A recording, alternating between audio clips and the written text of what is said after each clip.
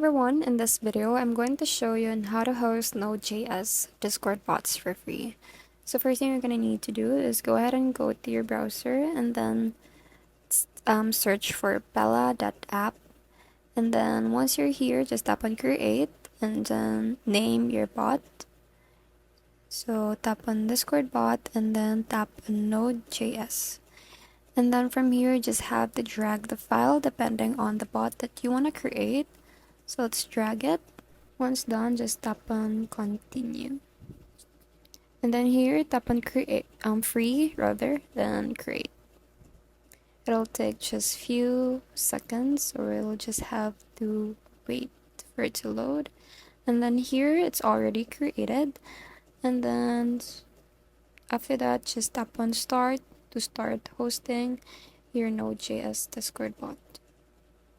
It'll take just few seconds, so you just have to wait for a moment. Alright, so as you can see, it's already running, and that means it's now hosting. So that's it. That's how you host Node.js Discord bots for free. I hope you found this video helpful. Thanks for watching, and I'll see you in the next one. Bye!